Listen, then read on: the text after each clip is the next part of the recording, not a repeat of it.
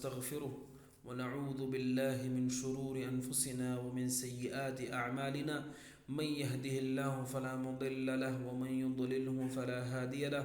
وأشهد أن لا إله إلا الله وحده لا شريك له وأشهد أن محمدا عبده ورسوله يا أيها الذين آمنوا اتقوا الله حق تقاته ولا تموتن إلا وأنتم مسلمون يا أيها الناس اتقوا ربكم الذي خلقكم من نفس واحدة وخلق منها زوجها وبث منهما رجالا كثيرا ونساء واتقوا الله الذي تساءلون به والأرحام إن الله كان عليكم رقيبا يا أيها الذين آمنوا اتقوا الله وقولوا قولا سديدا يصلح لكم أعمالكم ويغفر لكم ذنوبكم ومن يطع الله ورسوله فقد فاز فوزا عظيما أما بعد فإن خير الحديث كتاب الله وخير الهدي هدي محمد صلى الله عليه وسلم وشر الأمور محدثاتها وكل محدثة بدعة وكل بدعة ضلالة وكل ضلالة في النار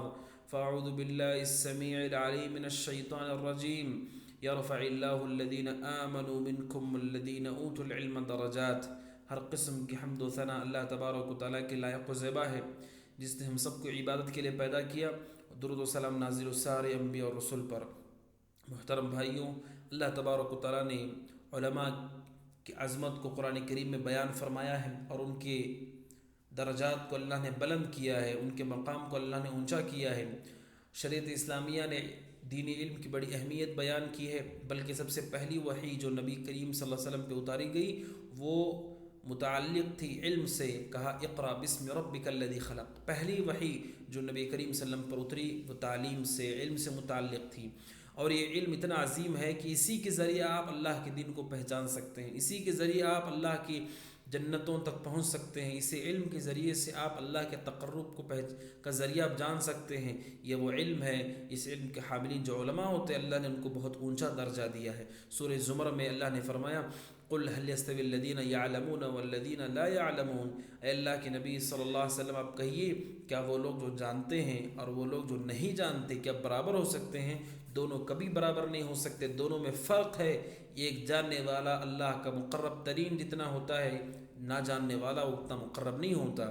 خود سورہ مجادلہ کے اندر اللہ نے اس کو اور واضح فرمایا. کہا یرفع اللہ الذین آمنوا منکم والذین اوتوا العلم درجات، کہ اللہ تبارک و تعالیٰ تم میں سے ایمان والے اور جو علم والے ہیں اللہ ان کے درجوں کو بلند کرتا ہے. اللہ نے ان کے درجوں کو بلند کر دیا ہے. اور سبحان اللہ یہ درجہ ان کو دیا گیا ہے کہ اللہ تبارک و تعالیٰ اپنے بعد ملائکہ کا ذکر کیا اور اس کے بعد اللہ نے علماء کا ذکر کیا. سبحان اللہ. سورہ آل عمران کی اس عظیم آیت کو سنیے. اللہ نے فرمایا شہد اللہ انہ لا الہ الا هو والملائکۃ واولو العلم قائما بالقسط لا الہ الا هو العزیز الحکیم. اللہ تعالیٰ گواہی دیتے ہیں کہ اس کے علاوہ کوئی عبادت کا مستحق نہیں، اکیلا حقیقی معبود اللہ تعالیٰ ہے.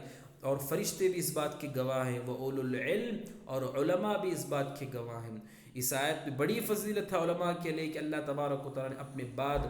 ملائکہ کے بعد علماء کو ذکر کیا ہے. اور سورہ فاطر میں اللہ نے فرمایا کہ حقیقت میں اللہ کا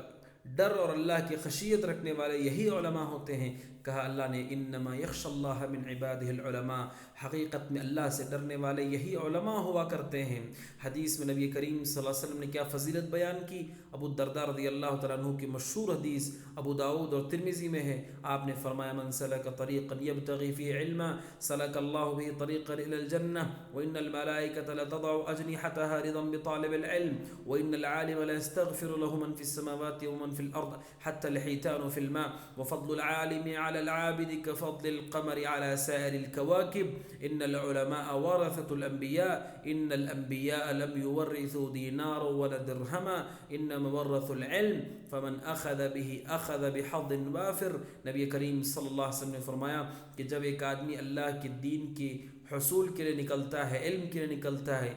راستے پہ چلنے لگتا ہے علم کے، اللہ جنت کے راستوں میں سے ایک راستہ اس کے لیے آسان کر دیتا ہے. اللہ تعالیٰ جنت کا راستہ اس کے لیے آسان کر دیتا ہے. اور آپ نے فرمایا کہ جب ایک آدمی طلب علم کے نکلتا ہے، کتنی بڑی فضیلت ہوتی ہے علماء کی، علم حاصل کرنے والوں کی، کہ ملائکہ اپنے پروں کو نیچے رکھ دیتے ہیں. اتنے عظیم کام وہ کرنے جا رہا ہے اس کے احترام کرتے ہوئے اپنے پروں کو نیچے رکھ دیتے ہیں کون؟ ملائکہ، اللہ کے مقربین احترام کرتے ہوئے وہ خود کبھی اللہ کے نافرمان نہیں کرتے۔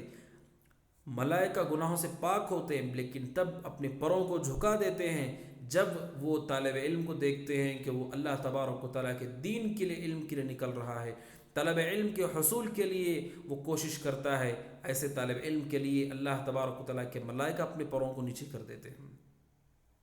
اور ایک عالم کے لیے زمین و آسمان میں جتنی چیزیں ہیں وہ سب اس کے لیے استغفار کرتی ہیں، یہاں تک کہ مچھلیاں جو پانی میں ہیں، آپ نے فرمایا وہ بھی اس کے لیے استغفار کرتی ہے ایک عالم کے لیے۔ اور آپ نے فرمایا ایک عالم کی فضیلت عام عبادت کرنے والے پر ایسی ہے جیسے چاند کی فضیلت 14ویں رات کے چاند کی فضیلت سارے ستاروں پر ہوتی ہے، ایسے ہی عالم کی فضیلت سارے کے سارے عبادت کرنے والوں پر ایسی ہی ہوتی ہے جیسے 14ویں رات کے چاند کی فضیلت ستاروں پر ہے۔ اور پھر آپ نے فرمایا بہت عظیم بات بیان فرمائی، آپ نے فرمایا ان العلماء ورثۃ الانبیاء، علماء انبیاء کے وارث ہوتے ہیں۔ انبیاء وفات کے بعد اپنے پیچھے دینار درہم نہیں چھوڑتے، انبیاء اپنے پیچھے علم چھوڑ جاتے ہیں، وحی چھوڑ جاتے ہیں۔ آپ نے فرمایا کہ علماء ہوتے ہیں جو وارث ہوتے ہیں انبیاء کے، جو اس وراثت کو لیتے ہیں اور پھر آنے والے نسلوں تک دین کو پہنچاتے ہیں۔ آپ نے فرمایا کہ یہ وراثت ہوتی ہے انبیاء کی، اور اس انبیاء کی وراثت کے حاصل کرنے والے علماء ہوتے ہیں، اور یہ اللہ تبارک و تعالیٰ کے چنندہ افراد ہوتے ہیں علماء۔ اللہ ان کو منتخب کرتا ہے بھلائی کے لیے۔ بخاری اور مسلم کی حدیث ہے، حضرت معاویہ بن ابو سفیان رضی اللہ عنہما کی روایت، آپ نے فرمایا من یرید اللہ بہ خیرا یفقہہ فی الدین، اللہ تعالیٰ جس کے ساتھ بھلائی کا ارادہ کرتے ہیں اللہ ان کو دین کی سمجھ دیتے ہیں۔ یعنی ان علماء کے ساتھ اللہ نے بھلائی کا ارادہ کیا کہ اللہ تبارک و تعالیٰ نے ان کو دین کی سمجھ اور دین کے فقہ نصیب فرمائی۔ اور آپ صلی اللہ علیہ وسلم نے دعا فرمائی ہے، سنن ترمذی کے اندر روایت ہے، ابن مسعود رضی اللہ تعالیٰ عنہ کی روایت، آپ نے فرمایا نضر اللہ امرا سمع منا شیئا فبلغه كما سمع، آپ نے فرمایا اللہ اس کو خوش و خرم رکھے، تر و تازہ رکھے، جو ہم سے حدیث سنتا ہے اس کو محفوظ کرتا ہے پھر سامنے والوں تک منتقل کرتا ہے، اللہ اس کو سرسبز و ساداب رکھے، اللہ تعالیٰ اس کو تر و تازہ رکھے۔ یہ نبی کریم صلی اللہ علیہ وسلم کی دعا ہے میرے بھائیوں، علماء کے لیے، علماء کا یہ درجہ ہوتا ہے۔ اور اللہ تبارک و تعالیٰ کے اکرام میں سے داخل ہے کہ علماء کی قدر کی جائے۔ ان من اجلال اللہ، جو حدیث آپ نے فرمایا اس میں آپ نے فرمایا وحامل القرآن غیر الغالی فیہ والجاف عنہ، آپ نے فرمایا اللہ کے اکرام میں سے داخل ہے اکرام ذی الشیبۃ المسلم، ایک بزرگ مسلمان کا اکرام کرنا۔ اور آپ نے فرمایا حامل قرآن، قرآن کے جاننے والے، قرآن کے عالم، قرآن کو سمجھنے والے، یہ علماء، آپ نے فرمایا کہ ان کا اکرام اللہ کے اکرام میں داخل ہے۔ ان علماء کو اللہ تبارک و تعالیٰ لوگوں کے لیے مرجع قرار دیا ہے، مرجع قرار دیا ہے۔ اللہ تبارک و تعالیٰ نے فرمایا فاسألوا اہل الذکر ان کنتم لا تعلمون، کہا کہ تم علماء سے پوچھو اگر تمہارے پاس علم نہ ہو۔ یہ بنیاد قرار دیے گئے امت کے لیے۔ نبی کریم صلی اللہ علیہ وسلم نے علماء کی فضیلت بیان کرتے ہوئے پوری صراحت کے ساتھ فرمایا کہ وہ ہم میں سے نہیں جو ہمارے علماء کے حقوق کو نہیں پہچانتا، ان کے حق کو نہیں جانتا۔ قرآن کریم میں اللہ تبارک و تعالیٰ نے فرمایا کہ جب بھی کوئی بھی امن کا، خوف کا معاملہ ہو علماء کی طرف لوٹاؤ، علم کے جاننے والوں کی طرف لوٹاؤ۔ سورہ نساء میں اللہ نے فرمایا وَإِذَا جَاءَهُمْ أَمْرٌ مِّنَ الْأَمْنِ وَالْخَوْفِ أَذَاعُوا بِهِ وَلَوْ رَدُّوهُ إِلَى الرَّسُولِ وَإِلَى أُولِي الْأَمْرِ مِنْهُمْ لَعَلِمَهُ الَّذِينَ يَسْتَنبِطُونَهُ مِنْهُمْ، کہا کہ خوف کا، امن کا کوئی بھی معاملہ ہو لوٹاؤ رسول کی طرف، علماء کی طرف، اہل علم کی طرف، جو آپ کو صحیح طور پر رہنمائی کر سکتے ہیں، فتنے سے متعلق آپ کی رہنمائی وہ کریں گے۔ میرے بھائی علماء کا یہ مقام ہے، نبی کریم صلی اللہ علیہ وسلم کے اس دین کے محافظین ہیں۔ يحمل هذا العلم من كل خلف عدوله ينفون عنه تحریف الغالین وانتحال المبطلین وتأویل الجاہلین، یہ نبی کریم صلی اللہ علیہ وسلم کی حدیث ہے۔ اور یہی اہل سنہ کا طریقہ ہے، اہل حدیث کا طریقہ ہے کہ ہم علماء کی قدر کرتے ہیں، عزت کرتے ہیں، احترام کرتے ہیں، ہم سوء ادب نہیں کرتے، ہم علماء کے سلسلے میں کی شان میں گستاخی نہیں کرتے۔ ابو حاتم رحمۃ اللہ علیہ کہتے ہیں علامت اہل البدع الوقیعۃ فی اہل الاثر، بدعتیوں کی علامت ہوتی ہے کہ وہ اہل اثر،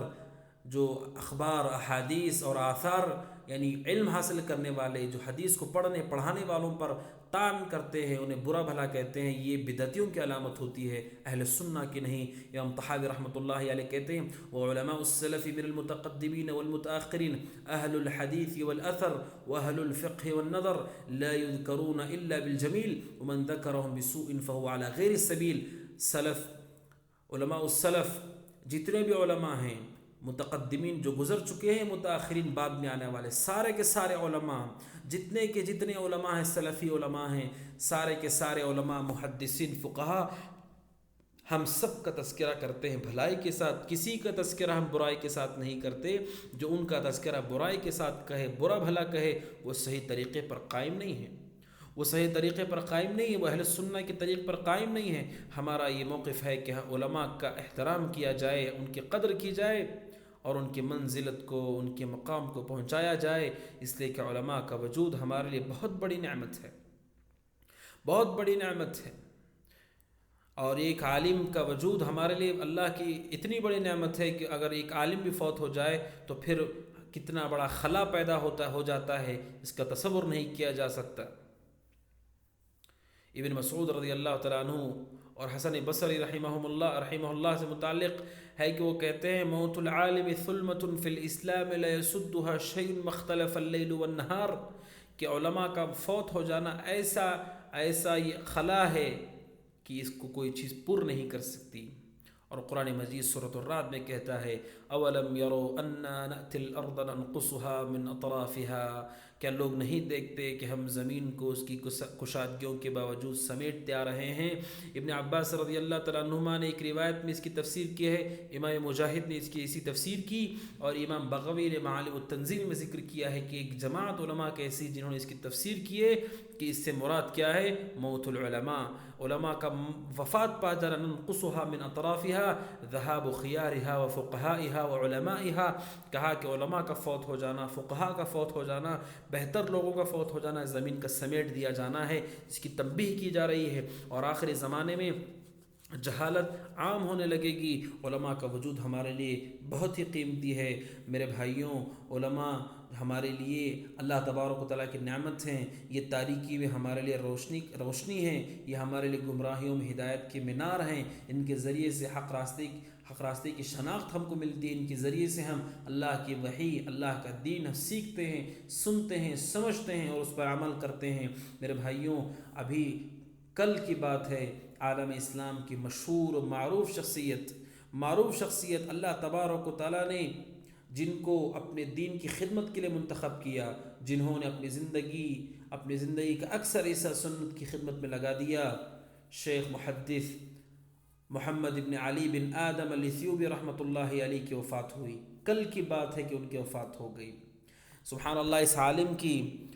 فضیلت اور اس عالم کی اہمیت کو آپ سمجھیے کہ یہ ایتھوپیا کے رہنے والے ہیں اور وہاں سے مکہ مکرمہ ہجرت کر کے آتے ہیں، وہاں پر پڑھتے ہیں اور پھر اللہ تعالیٰ ان کو مدرس کی حیثیت دیتا ہے، اور پھر وہ حرم میں مکی کے اندر مدرس متعین ہوتے ہیں، اور دارالحدیث الخیریہ مدرس متعین ہوتے ہیں جو مکہ میں ہے، اور حرم میں درس دینے والے اللہ تبارک و تعالیٰ ان کو بنا دیتا ہے، جو ایتھوپیا سے اپنا دین بچا کر مکہ مکرمہ آ گئے۔ انہوں نے اپنے ملک میں بھی علم حاصل کیا، یہاں آنے کے بعد دوبارہ سے ابتدائی تعلیم حاصل کی، اور پھر اللہ تبارک و تعالیٰ نے ان کو یہ فضیلت دی کہ اللہ تبارک و تعالیٰ نے ان کو منتخب کر لیا۔ اور سبحان اللہ، شیخ نے محمد بن علی بن آدم الاثیوبی رحمۃ اللہ علیہ نے دین کی کیسی خدمت کی کہ انہوں نے زندگی پڑھنے پڑھانے میں، تصنیفات میں لگا دی، اور شیخ رحمہ اللہ کو اللہ تبارک و تعالیٰ نے توفیق بخشی کہ آپ نے عظیم الشان خدمت کی، سنت کی، کئی کتابوں کی مصنف ہے، 50 سے زائد کتابیں انہوں نے لکھی۔ صحیح مسلم جو آپ نے لکھی ہے، صرف صحیح مسلم آپ نے جس کا نام رکھا البحر المحیط الثجاج فی شرح صحیح مسلم ابن الحجاج، یہ صحیح مسلم کی شرح ہے۔ صحیح مسلم جو بخاری کے بعد سب سے صحیح کتاب ہے، صرف اس کی شرح کے 45 جلدوں میں کی۔ سنن نسائی کی شرح کی ذخیرۃ العقبہ فی شرح المجتبہ، صحیح سنن نسائی کی شرح کی 42 جلدوں میں 42 جلدوں میں علوم کے اندر شیخ رحمہ اللہ نے شرح کی، اور مختلف علوم پر آپ کے منظومات دستیاب ہیں۔ سبحان اللہ، اتنا علم اور اتنی کشادگی کہ انسان تصور نہیں کر سکتا اللہ نے اس عالم کو دیا، اور اتنا اخلاص، اتنی للہیت۔ اللہ تبارک و تعالی غریق رحمت فرمائے کہ وفات سے کچھ دن پہلے تک پڑھانے کے لیے آتے تھے، اور آتے ہوئے کس حالت میں آتے، ان کے طالب کہتے، ان کے پاس پڑھنے والے طلبہ کہتے ہیں کہ گلوکوز کا بوتل چڑھ رہا ہوتا تھا، وہ گلوکوز لگا ہوا ہوتا تھا ان کے ہاتھ میں، اس لیے کہ ضرورت تھی، کمزور ہو چکے تھے، وہ لگا ہوا ہوتا، اس کے باوجود شیخ درس دیا کرتے تھے، اس کے باوجود شیخ درس میں مصروف رہتے، درس دیا کرتے تھے۔ سبحان اللہ، یہ شیخ کے جہود ہیں، انہوں نے صرف اپنی زندگی اللہ کے نبی صلی اللہ علیہ وسلم کی سنت کی خدمت میں وقف کر دی، اور اللہ تبارک و تعالیٰ کے دین کے پڑھنے پڑھانے میں، تصنیف میں اس کو لگا دیا۔ شیخ رحمہ اللہ نے آخری دم تک سنت کی خدمت کی، جس قدر ان کو طاقت تھی، جس قدر ان کے پاس قوت تھی، صلاحیت تھی۔ ہم اللہ تبارک و تعالیٰ سے دعا کرتے ہیں کہ اللہ تبارک و تعالیٰ اس عظیم امام اور اس عظیم عالم دین کی مغفرت کرے، اللہ تعالیٰ ان کو جنت میں اونچے درجات نصیب فرمائے، جنت الفردوس نصیب فرمائے، اور ان کے جہود کو، ان کی خدمات کو اللہ شرف قبولیت سے نوازے۔ میرے بھائیوں، ایک عالم کا فوت ہو جانا کتنا بڑا خسارہ ہے، کہ شیخ ایوبی رحمۃ اللہ علیہ نے اتنی عظیم الشان کتابیں تصنیف کی ہیں، کہ صرف سنن نسائی کی جب شرح کی انہوں نے، مقبل بن ہادی رحمۃ اللہ علیہ جو کہ یمن کے جانے مانے اور نامور محدث ہیں، وہ کہتے ہیں کہ یہ کتاب دیکھنے میں فتح الباری کے مشابہ نظر آتی ہے۔ سبحان اللہ، اتنی عظیم کتاب تصنیف کی ایک شخص نے، جو ایتھوپیا سے اپنے دین بچانے کے لیے مکہ مکرمہ آئے، اور وہاں پر اللہ نے آپ کو شرف قبولیت سے نوازا، کہ اللہ تبارک و تعالیٰ توفیق بخشی کہ آپ کو پڑھانے کا اللہ نے موقع دیا حرم میں، اور آپ نے عظیم الشان تصنیفات کی۔ ہم اللہ سے حسن ظن رکھتے ہیں کہ اللہ تبارک و تعالیٰ ان کے ساتھ خیر کا معاملہ کیا ہو، اور ان کے حق میں دعا کرتے ہیں کہ اللہ تبارک و تعالیٰ ان کی مغفرت فرمائے، ان کے درجات کو بلند فرمائے۔ اور ذوالحجہ میں شیخ ضیاء الرحمن اعظمی رحمۃ اللہ علیہ کا انتقال ہو گیا۔ یہ وہ عظیم الشان عالم دین تھے کہ جو ہندو گھرانے میں پیدا ہوئے، ہندوستان میں یوپی لکھنؤ میں پیدا ہوئے، برہمن گھرانے میں، پہلے ان کا نام بانکے رام تھا، اور پھر وہاں سے اسلام قبول کر کے گئے، علم حاصل کیا، مدینہ منورہ گئے، علم حاصل کیا، اور اللہ نے فضیلت دی کہ وہ ہندو گھرانے پیدا ہونے والا شخص مسجد رسول صلی اللہ علیہ وسلم کا مدرس ہو گیا۔ اور آپ نے بھی عظیم الشان کتابیں لکھی، ان میں سے الجامع الکامل فی الحدیث الصحیح الشامل لکھی، جس میں آپ رحمہ اللہ نے ساری صحیح حدیثوں کو جمع کرنے کی کوشش کی، اور ساری صحیح حدیثوں کو جمع کیا۔ جتنا کوشش کی، جتنی محنت کی، ہم تصور نہیں کر سکتے۔ شیخ کی جو جہود ہے، جو محنت ہے اس کتاب کی تالیف میں، 20 سال انہوں نے اپنی زندگی کے لگا دیے۔ اس کتاب کی تالیف میں 16,800 احادیث اس میں آپ نے جمع کی، اور کہا کہ صحیح احادیث کی تعداد تقریباً ساری سندوں کے ساتھ اتنی بنتی ہے، اور آپ نے اس کو ایک کتاب کے اندر جمع کر دیا، جو کہ کئی مجلدات کے اندر شائع ہوئی۔ رحمہ اللہ، اللہ تبارک و تعالیٰ جب دین کی خدمت لیتا ہے تو کیسی عظیم عظیم خدمات لیتا ہے۔ ہندو گھرانے میں پیدا ہونے والا شخص ہمارے لیے اس قدر بڑا احسان کر کے دنیا سے رخصت ہوئے کہ ہم اس احسان کا بدلہ نہیں چکا سکتے، کہ ساری صحیح احادیث کوشش کر کے، محنت کر کے شیخ نے جہود کے ساتھ جمع کر دی، رحمہ اللہ رحمت واسعہ۔ میرے بھائیوں، علماء کا وجود ہمارے لیے بہت بڑی نعمت ہے، اس لیے کہ حدیث میں نبی کریم صلی اللہ علیہ وسلم نے فرمایا کہ آخری زمانے میں ان من اشراط الساعة ان يرفع العلم، آپ نے فرمایا قیامت کی نشانیوں میں سے نشانی ہے کہ علم اٹھا لیا جائے گا۔ نبی کریم صلی اللہ علیہ وسلم نے فرمایا علم ایسے نہیں اٹھا لیا جائے گا کہ علماء راتوں رات ان کے سینوں سے علم چھین لیا جائے، ایسا نہیں ہوگا، بلکہ نبی کریم صلی اللہ علیہ وسلم نے فرمایا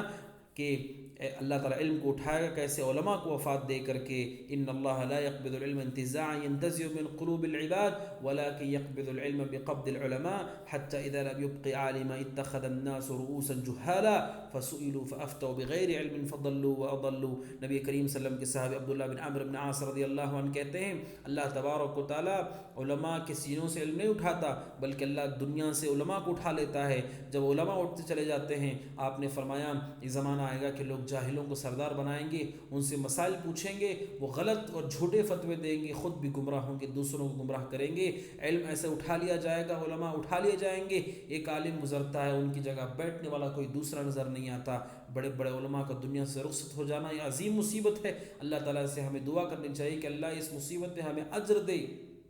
اور ہمیں صبر دے، اور اللہ تبارک و تعالیٰ ہمیں بہترین علماء نصیب فرمائے جو ہمارے لیے دین کے علم کے پہنچانے کا ذریعہ بن سکیں۔ اسی وجہ سے ابن کثیر رحمۃ اللہ علیہ نے اپنی تفسیر میں اولم یرون نأتی الارض ننقصها من اطرافها کے ضمن میں اس شعر کو ذکر کیا، الارض تحیا اذا ما عاش عالمها متى يمت عالم منها يمت طرف كالارض تحیا اذا ما الغيث حل بها وإن عبا عاد في أكرافها التلف۔ کہا کہ جب تک عالم زندہ ہوتا ہے کسی زمین پر، اس وقت تک زمین زندہ رہتی ہے۔ زمین کی زندگی عالم کی زندگی سے ہے، ایک عالم فوت ہو جاتا ہے تو پھر وہ زمین وہ جگہ بنجر ہو جاتی ہے، جیسے بارش نہ ہو تو پھر زمین بنجر ہو جاتی ہے، ایسے علماء نہ ہو تو زمین مردہ ہو جاتی ہے۔ علماء کا وجود ہمارے لیے بہت بڑی نعمت ہے، ہم سب کو چاہیے کہ ہم علماء کی قدر کریں، عزت کریں، احترام کریں، اور دینی علم کو محنت کے ساتھ، مشقت کے ساتھ حاصل کریں تاکہ ہم اللہ کا تقرب حاصل کر سکیں۔ اللہ تبارک و تعالیٰ سے دعا ہے کہ اللہ تبارک و تعالیٰ ہم سب کو دینی علم کے حصول کی توفیق عطا فرمائے، علماء کی قدر کرنے کی توفیق عطا فرمائے۔ اللہ تعالیٰ ہمارے علماء مشائخین کی جو وفات پا چکے ہیں، اللہ ان کی مغفرت فرمائے، جو زندہ ہیں احیاء ہیں اللہ تبارک و تعالیٰ ان کی حفاظت فرمائے، عافیت کی زندگی نصیب فرمائے۔ اقول قولی هذا واستغفر الله العظيم الجليل لي ولكم ولسائر المسلمين من كل ذنب وخطيئة فاستغفروه إنه هو الغفور الرحيم۔